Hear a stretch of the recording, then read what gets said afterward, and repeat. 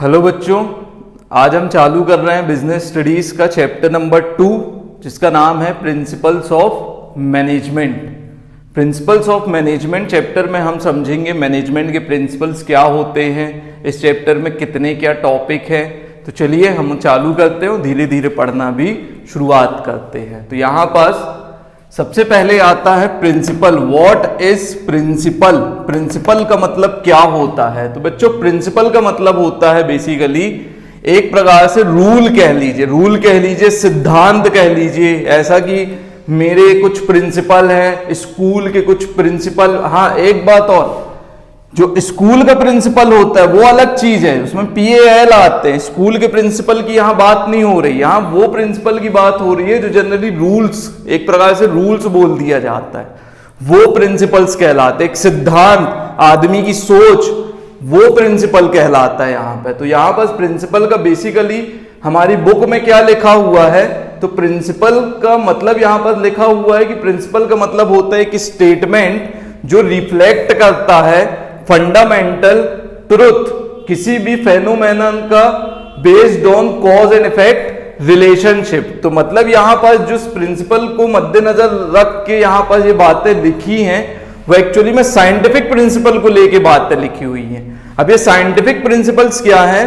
तो बेटा आप लोगों ने जैसे पढ़ा होगा ना केमिस्ट्री में H2O जो कंपाउंड होता है, तो ये जो साइंस के जो रूल्स होते हैं, साइंस के जो प्रिंसिपल होते हैं वो एकदम स्टैटिक होते हैं, मतलब एकदम कॉज एंड इफेक्ट रिलेशनशिप के साथ चलते हैं कि अगर कोई भी चीज हो रही है तो क्यों हो रही है, उसके पीछे का कारण क्या है। वैसे ही यहां पर प्रिंसिपल शब्द को डिफाइन किया गया है कि प्रिंसिपल का मतलब होता है स्टेटमेंट जो रिफ्लेक्ट करता है क्या, फंडामेंटल ट्रुथ। फंडामेंटल ट्रुथ किसी फेनोमेना मतलब किसी चीज का, और वो जो फंडामेंटल ट्रुथ है, जो प्रिंसिपल जो है वो एक फंडामेंटल ट्रुथ है, एक स्टेटमेंट है जो रिफ्लेक्ट करता है फंडामेंटल ट्रुथ। ये जो फंडामेंटल ट्रुथ है ये किसी फेनोमेना का है based on cause and effect relationship. Cause and effect relationship का मतलब होता है कि किसी जो भी चीज है उसके पीछे कुछ लॉजिक है, कुछ रीजन है, ऐसे ही नहीं बनाया गया है। तो ये आपको याद रखना है प्रिंसिपल, और ये शब्द याद रखने जो आपको अपने सेंटेंस में यूज करना है। अब हम प्रिंसिपल तो समझ गए, प्रिंसिपल का मतलब बेसिक रूल हो गया, बेसिक नियम हो गया जो हम फॉलो करते हैं। कोई एक फंडामेंटल ट्रुथ हो गया, कोई एक स्टेटमेंट है, किसी ने अपना स्टेटमेंट दिया है, रूल दिया हुआ है। जैसे अभी अपन पढ़ेंगे FW टेलर और हेनरी फेयोल के प्रिंसिपल। तो सीधी बात है उन्होंने कुछ प्रिंसिपल बनाए हुए हैं जो बताते हैं कि हर सिचुएशन में एक मैनेजर को कैसा कैसा डिसीजन लेना चाहिए और एक मैनेजर को कैसी कैसी चीजें फॉलो करनी चाहिए। अब यहां पास बच्चों प्रिंसिपल तो हम समझ गए क्या होता है। दूसरा देखिए यहां पास आता है मैनेजमेंट प्रिंसिपल। अब ये मैनेजमेंट प्रिंसिपल क्या है? तो देखिए मैनेजमेंट प्रिंसिपल के बारे में यहां पास क्या लिखा हुआ है। मैनेजमेंट प्रिंसिपल ब्रॉड और जनरल गाइडलाइन है for decision making and behaviour of manager. तो बेटा मैनेजमेंट प्रिंसिपल यहां पास कुछ भी नहीं है, एक सिचुएशन में, किसी भी एक सिचुएशन में एक मैनेजर को कैसे रिएक्ट करना है, मतलब मैनेजर को क्या डिसीजन लेना है, वो चीजें बताई गई हैं। मतलब जब आप अभी प्रिंसिपल पढ़ोगे ना, जैसे अभी मैं आपको 14 प्रिंसिपल्स पढ़ाऊंगा, तो वो जो प्रिंसिपल्स है वो एक्चुअली में ये बताते हैं कि ऐसा अगर केस बनता है आपके ऑर्गेनाइजेशन में, फॉर एग्जाम्पल आपके एम्प्लॉयज जो है मोटिवेटेड नहीं है, तो उस केस में आपको क्या फैसला लेना है एज अ मैनेजर को, तो वो प्रिंसिपल्स बनाए गए हैं। और वो प्रिंसिपल्स जो है उनको बोलते हैं मैनेजमेंट प्रिंसिपल। तो इसकी जो डेफिनेशन है यहां पास ये दी गई है कि ये ब्रॉड और जनरल गाइडलाइन है। गाइडलाइन ही तो है, हमको क्या पढ़ना है, हमारे क्लास 12th में है क्या, एक हेनरी फेयोल के प्रिंसिपल है और एक FW टेलर के प्रिंसिपल है। तो वो लोग कौन थे? वो लोग भी तो कोई इंसान थे, उन्होंने स्टडी की, उन्होंने ये चीज निकाली कि ऐसी सिचुएशन में एक मैनेजर को कैसा डिसीजन लेना चाहिए। तो वही मैनेजमेंट प्रिंसिपल बन के उभरे जो हमको पढ़ाया जाता है। और जब भी हमको एक मैनेजमेंट के पार्ट में जाना है, मतलब मान लीजिए अपन को बिजनेस में जाना, बिजनेस में मैनेज करना है, तो उसमें जो सिचुएशंस आएंगी उन सिचुएशंस में आपको क्या डिसीजन लेना है, वही एक प्रकार से क्या है मैनेजमेंट प्रिंसिपल्स है। तो बेटा मैनेजमेंट प्रिंसिपल में आपको क्या याद रखना है? सबसे पहले मैनेजमेंट प्रिंसिपल क्या है? ब्रॉड और जनरल गाइडलाइन है। मैंने अभी बताया एक मैनेजर को एक सिचुएशन में क्या डिसीजन लेना है, तो डिसीजन मेकिंग के लिए प्रिंसिपल्स बनाए गए हैं। और तीसरी चीज है मैंने जो यहां पास ये देखो ये लिखा है behaviour of manager. Behaviour of manager से यहां पास मतलब है कि किसी भी सिचुएशन में मैनेजर को बिहेव कैसे करना है। फॉर एग्जाम्पल अगर मैं एग्जाम्पल लूं, दो बच्चे हैं, ठीक है ना, दो बच्चे हैं, एक है ए और एक है बी। अगर आपने इन दोनों को छेड़ा तो हो सकता है इसमें एक जो बच्चा है वो कुछ भी नहीं बोले, वो सोचे कि चलिए ठीक है बड़े ने मजाक किया मैं सह लेता हूं, पर दूसरा बच्चा जो है वो तुरंत रिप्लाई दे दे आपकी बात पे, आपके मुंह पे, तो ये आपको भी बुरा लग जाएगा कि भाई ये तो सीधा रिप्लाई देता है। तो ये बिहेवियर है, ये दोनों का अपना अपना बिहेवियर है। तो बिहेवियर का मतलब अभी आपने देखा कि एक सिचुएशन में आदमी कैसे डिसीजन लेके कैसा एक्ट करता है, तो इसी को लेके यहां पर लिखा है कि कोई मैनेजर को किसी भी सिचुएशन में कैसा एक्ट करना है, तो बिहेवियर ऑफ मैनेजर को भी बताता है क्या, मैनेजमेंट प्रिंसिपल। तो बेटा मैनेजमेंट प्रिंसिपल की बेसिक बात तो आपको समझ में आई नहीं। चैप्टर किस बारे में है, ये चैप्टर एक्चुअली में इसी को लेके है, पूरा का पूरा चैप्टर आपको एक ब्रॉड और जनरल गाइडलाइंस दी हुई है, जिसमें मैनेजर को जब डिसीजन लेना रहता है तो इन्हीं गाइडलाइंस को फॉलो करना रहता है, या फिर उसको कैसा बिहेव करना है, ये गाइडलाइन, ये प्रिंसिपल ये बताते हैं। इसके बाद बच्चों तीसरी चीज आती है management principle versus pure science principle. भाई मैनेजमेंट प्रिंसिपल और साइंस प्रिंसिपल दोनों अलग अलग है। मैंने अभी बताया था, केमिस्ट्री आपने पढ़ा होगा कभी, तो केमिस्ट्री जो बनाई गई है, केमिस्ट्री के जो कंपाउंड्स होते हैं जो उसकी बारे में है, वो एकदम कॉज एंड इफेक्ट रिलेशनशिप को लेके चलता है। पर मैनेजमेंट प्रिंसिपल ऐसे नहीं है, हम मैनेजमेंट प्रिंसिपल को चेंज भी कर सकते हैं। साइंटिफिक प्रिंसिपल कभी चेंज नहीं होते हैं। यहां पर देखिए इसके तीन अंतर, तीन डिफरेंस मैंने लिखे हैं, तो वो हम देख लेते हैं। सबसे पहला मैनेजमेंट प्रिंसिपल क्या होता है बच्चों, फ्लेक्सिबल होता है। फ्लेक्सिबल होता है, देखिए 10 प्रकार के 10 लोग हैं, 10 मैनेजर हैं अलग अलग, सेम सिचुएशन में जरूरी नहीं 10 के 10 मैनेजर सेम डिसीजन लें, तो ये जो है ये फ्लेक्सिबल है, ये फ्लेक्सिबल है, आप कैसे भी करके प्रिंसिपल को मोड़ सकते हो। फ्लेक्सिबल, रिजिड मतलब एकदम स्ट्रेट, रिजिड जो लिखा है वही फॉलो करना है। यहां पे ऐसा नहीं है, यहां पे आप अपना दिमाग लगा सकते हैं, आपको लगता है कि नहीं ऐसा नहीं ऐसा और इसमें ऐड अप करते हैं तो आप यहां ऐड कर सकते हैं। तो इसीलिए मैनेजमेंट प्रिंसिपल फ्लेक्सिबल है, प्योर साइंस प्रिंसिपल रिजिड है। दूसरी चीज आती है अप्लाइड विद क्रिएटिविटी। क्रिएटिविटी मतलब आप अपना दिमाग लगा के इनको अप्लाई कीजिए, आपको उसमें कुछ और ऐड करना है वो ऐड कीजिए, आपको उसमें से कुछ अलग करना है। जो मैं बोल रहा हूं ना बेटा, कुछ ऐड करना कुछ अलग करना, मतलब अभी अपन जो 14 प्रिंसिपल पढ़ेंगे और फिर उसके बाद और प्रिंसिपल पढ़ेंगे, तो उनमें जो बातें लिखी हैं उन बातों को जब आप सीखोगे तो जरूरी नहीं वो बात हूबहू आप अप्लाई करें। उन बातों में आपको अगर कुछ ऐड अप करना आप ऐड कर सकते हो, उन बातों में आपको कुछ डिलीट करना है तो आप उसको डिलीट कर सकते हो, क्रिएटिविटी के साथ अप्लाई कर सकते हो मैनेजमेंट प्रिंसिपल। ये नहीं कर सकते। यहां पर देखो ये शब्द आपको याद रखने हैं, एब्सोल्यूट स्टैटिक मैनर, मतलब जो लिखा है आपको बिल्कुल दिमाग नहीं लगाना, वही की वही चीज अप्लाई करनी है, ये साइंस प्रिंसिपल है। और तीसरा यहां पर डिफरेंस बिटवीन आता है keep pace with changes in environment, मतलब जैसा एनवायरनमेंट चेंज होगा बच्चों वैसे आपको प्रिंसिपल में बदलाव भी करने पड़ेंगे। ये ऐसा नहीं है, ये बोलता है कि जो आज से 50 साल पहले था और आने वाले भी 50 साल बाद जो रूल है वो वही रहेगा, साइंटिफिक रूल जो है वो वही रहेगा, पर ये चेंज हो सकता है। जैसे अभी आप जानते हो मोबाइल का जमाना है, तो मोबाइल का जमाना है तो हम मोबाइल के हिसाब से काम करते हैं, हम टेक्नोलॉजी को दिमाग में रख के कोई भी स्ट्रेटेजी बनाते हैं। क्लियर है? तो ये है हो गया keep pace with changes in environment, ये हो गया आपका मैनेजमेंट प्रिंसिपल। मैनेजमेंट तो हम देखते हैं अब नेचर, फीचर और कैरेक्टरिस्टिक्स ऑफ नेचर, फीचर और characteristics of principles of management. तो बच्चों अब हम देखते हैं इसके फीचर क्या है, इसके नेचर क्या है, इसका कैरेक्टरिस्टिक्स क्या है, किसका, प्रिंसिपल ऑफ मैनेजमेंट का। तो यहां पास टोटल 7 फीचर हैं, ये आपको याद रखना है।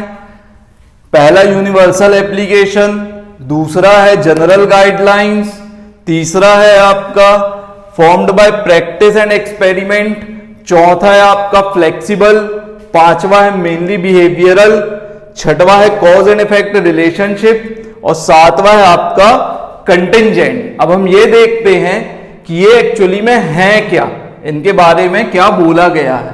तो सबसे पहले बच्चों यहां देखो क्या लिखा है, यूनिवर्सल एप्लीकेशन।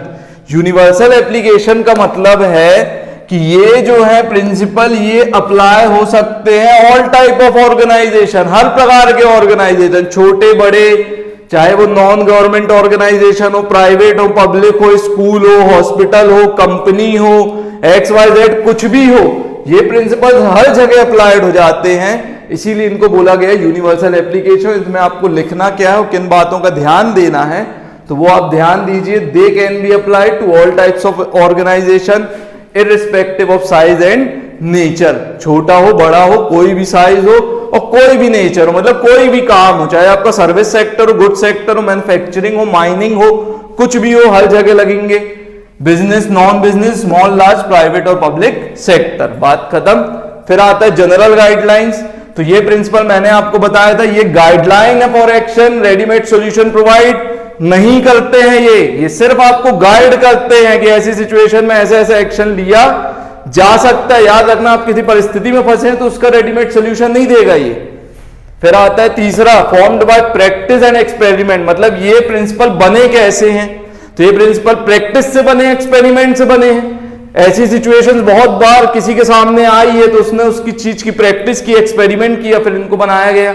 देखिए यहां क्या लिखा है, developed after deep and thorough research work, मतलब रिसर्च वर्क हुआ है डीप और थोरो, तभी प्रिंसिपल आए हैं। अगला, एक्सपेरिमेंट्स और ऑब्जर्वेशन भी कंडक्ट किए गए थे इनको डेवलप करने के पहले। तो ये दो बातें आपको ध्यान रखनी है। चौथा, फ्लेक्सिबल, ये तो अभी अपन ने पढ़ ही लिया था। Can be applied differently under different conditions, not rigid, can be modified. भाई हर सिचुएशन में अलग अलग तरीके से आप कुछ ऐड कर सकते हो, कुछ निकाल सकते हो, रिजिड नहीं है, मॉडिफाइड कर सकते हो, सिंपल सी बात है। पांचवा आता मेनली बिहेवियरल। मेनली बिहेवियरल क्यों बोला गया है, क्योंकि ये प्रिंसिपल बनाए गए हैं एम्प्लॉय के बिहेवियर को गाइड करने के लिए। देखो एक बात आपको बता दें, मैनेजर सब कुछ काम नहीं करता, मैनेजर काम करवाता है और काम करने वाले होते हैं एम्प्लॉइज। मैनेजर काम नहीं करता, मैनेजर काम करवाता है। तो उसी लिए ये बने हैं एम्प्लॉइज को गाइड करने के लिए। Insist on improving relationship between superior and subordinate, मतलब ये जो प्रिंसिपल बनाए गए हैं ये एक चीज और इंसिस्ट करते हैं, रिलेशनशिप को सुधारने में भी ये इंसिस्ट करते हैं, ठीक है ना, सुपीरियर सबऑर्डिनेट का। Next, cause and effect relationship.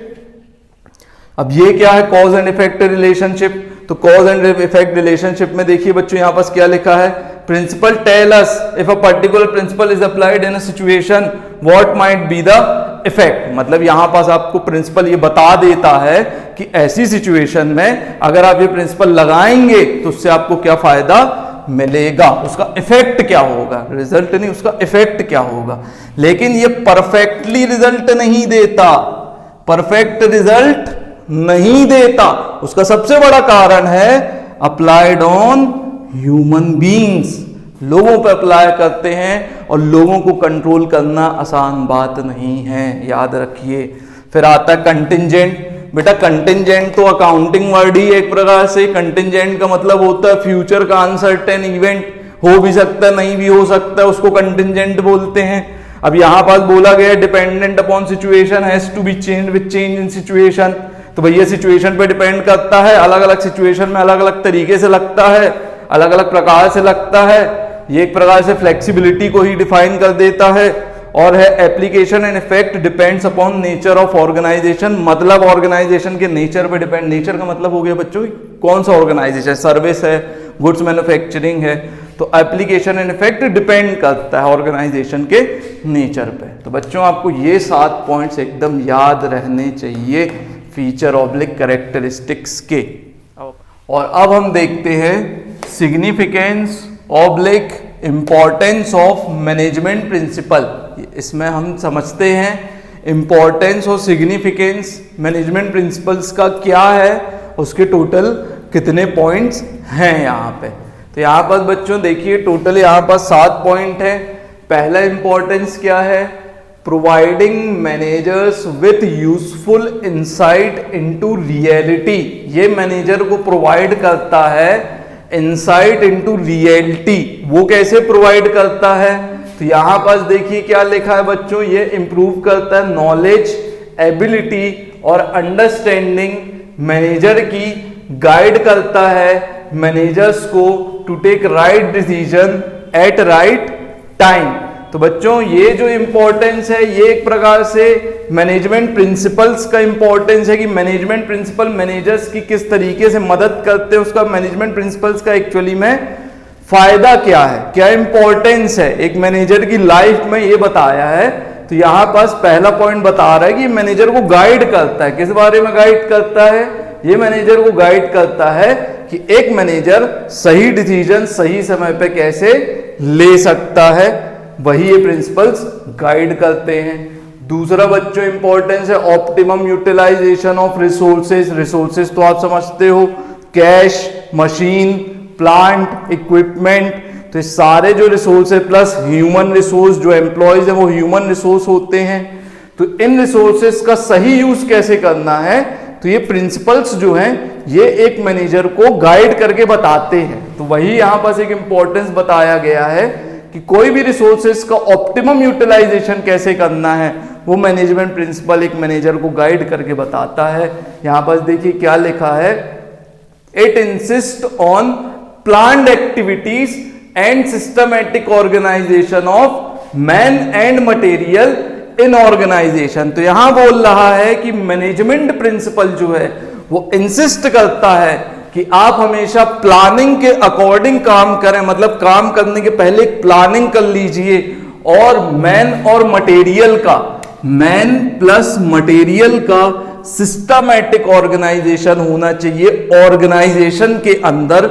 ये इस मैनेजमेंट प्रिंसिपल का एक फायदा है जो ये मैनेजर्स को बताता है कि रिसोर्सेज का ऑप्टिमम यूटिलाइजेशन कैसे किया जा सकता है। तो ये मैंने आपको बता दिया, प्लानिंग के साथ systematic organization of man and material के साथ। तीसरा इंपॉर्टेंस आता है साइंटिफिक डिसीजन। तो साइंटिफिक डिसीजन का मतलब बेटा क्या होता है, एकदम logical thinking, cause and effect relationship, हर चीज को लॉजिकली सोचना, वही तो साइंटिफिक डिसीजंस होते हैं, वही तो साइंस है। तो यहां पास ये मैनेजर को अप्रोच करता है प्रॉब्लम को सिस्टमेटिकली और साइंटिफिकली लेने में। मतलब ये जो प्रिंसिपल्स हैं ये बताते हैं कि किसी भी प्रॉब्लम को सॉल्व करना है तो सबसे पहले उस प्रॉब्लम को साइंटिफिकली और सिस्टमेटिकली सोचें और समझें, मतलब उसके पीछे का पहले रीजन ढूंढें और उस रीजन को खत्म करके उस प्रॉब्लम को सॉल्व करें। तो एक साइंटिफिक डिसीजन लेने में मदद करते हैं प्रिंसिपल्स। साइंटिफिक डिसीजन लेने में मदद करते हैं प्रिंसिपल का एक मीनिंग ये भी ले सकते हैं कि ऐसा नहीं किसी ने कुछ बोल दिया या फिर हमने दूसरे ऑर्गेनाइजेशन में ऐसा सीखा था, नहीं, अभी आप प्रॉब्लम देखिए क्या है, उस प्रॉब्लम को लॉजिकली समझिए और उसको सॉल्व कीजिए। नेक्स्ट है मीटिंग चेंजिंग एनवायरमेंट रिक्वायरमेंट। इसका मतलब क्या है कि हमारे एनवायरमेंट में जो चेंजेस होते हैं, बेटा बिजनेस एनवायरमेंट में चेंजेस होते ही रहते हैं। कब कोई नई टेक्नोलॉजी आ जाए, कब क्या आ जाए, कोई भरोसा नहीं है। हमको मतलब एक बिजनेसमैन को, एक व्यापारी को इन एनवायरमेंट के चेंजेस के साथ डील करते रहना पड़ता है। मतलब जैसा चेंज एनवायरमेंट में होता है उनको अपने ऑर्गेनाइजेशन में वैसे चेंज करते रहने पड़ते हैं। पहले हर काम कंप्यूटर से नहीं होता था, अब होता है। तो सीधी बात है, सारा एम्प्लॉयज को कंप्यूटर का नॉलेज होना जरूरी है। तो ये चेंजेस इन एनवायरमेंट की वजह से हुआ था। तो उसी प्रकार से जो ये प्रिंसिपल है ये एक प्रकार से मैनेजर को बताता है कि भाई एनवायरमेंट में चेंजेस को किस तरीके से आपको अप्लाई करना, उसको किस तरीके से लेना है।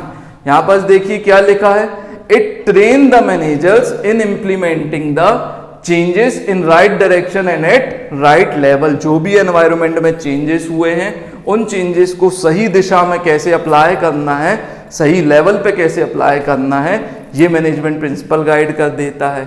नेक्स्ट है इफेक्टिव एडमिनिस्ट्रेशन। इफेक्टिव एडमिनिस्ट्रेशन बेटा, एडमिनिस्ट्रेशन जो है ये टॉप लेवल मैनेजर का काम है।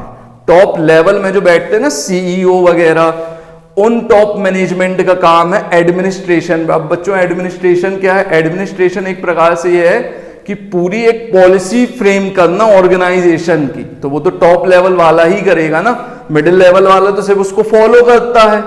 तो यहां पर ये फंक्शन है टॉप मैनेजमेंट का, कौन सा? इफेक्टिव एडमिनिस्ट्रेशन वाला फंक्शन। तो ये फंक्शन है टॉप मैनेजमेंट का। यहां पे major plans and policies formed होती हैं, फ्रेम्ड होती हैं, और जो मैनेजमेंट प्रिंसिपल हैं, मैनेजमेंट प्रिंसिपल्स उन टॉप लेवल के मैनेजर्स को गाइड करते हैं, गाइडलाइन हमने शुरू से पढ़ा, management principles are guidelines for decision making and behaviour of managers, ये हमने पढ़ा है शुरू में ही। तो ये management principles act as a guidelines to form them. इसके बाद बच्चों क्या है, फुलफिलिंग सोशल रिस्पॉन्सिबिलिटी। इसमें क्या है, बिजनेस क्या है, क्रिएशन ऑफ सोसाइटी है। अब बच्चों बिजनेस क्रिएशन ऑफ सोसाइटी क्यों है, क्योंकि एक व्यापारी सोसाइटी के रिसोर्सेज यूज करता है, प्लस मैं कोई भी, जैसे मैं टीचिंग सर्विस दे रहा हूं तो मैं किस लिए दे रहा हूं कि बच्चे इस टीचिंग सर्विस को लें। तो अब जैसे बच्चे हैं, ये एक सोसाइटी का पार्ट हो आप लोग। उसी प्रकार से अगर मान लीजिए कोई किराना की दुकान खोला है, तो किराने की दुकान से जो अपन सामान लेते हैं तो वो भी एक सोसाइटी के हम पार्ट हैं।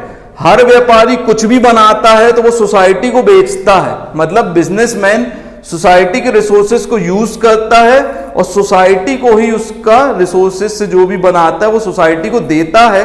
तो ये कहा जाता है कि अगर आप सोसाइटी के रिसोर्सेज यूज करके सोसाइटी को बेचते हो तो कुछ सोशल रिस्पॉन्सिबिलिटी भी फुलफिल कीजिए। फॉर एग्जाम्पल आपने देखा होगा जो अंबानीज होते हैं, जो बड़े बड़े लोग हैं अपने देश के, उन लोग कुछ संस्थान चलाते हैं, चैरिटेबल ऑर्गेनाइजेशंस चलाते रहते हैं। तो उसी प्रकार की यहां पर बात की गई है कि ये जो बिजनेस है क्रिएशन ऑफ सोसाइटी है, businessman makes use of resources of society है, और यहां पर प्रिंसिपल जो है गाइड करता है, किसको गाइड करता है, मैनेजर को गाइड करता है कि आप अपनी सोशल रिस्पॉन्सिबिलिटी कैसे फुलफिल कर सकते हैं। इसके बाद आता है management training, education and research.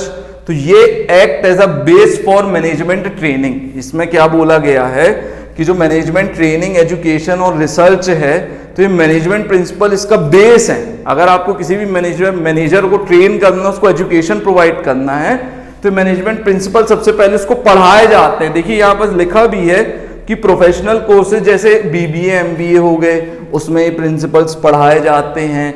ये प्रिंसिपल्स जो है जोर देते हैं, stresses on scientific judgement, logical thinking को जोर देते हैं। और ये जो है act as a base, base मतलब बेस है ये किसी भी मैनेजमेंट ट्रेनिंग और एजुकेशन की। ये बात समझ में आई बच्चों? तो अब हम, हमारा सिग्निफिकेंस और इंपॉर्टेंस हो गया। अब हम चालू करते हैं हेनरी फेयोल के प्रिंसिपल्स।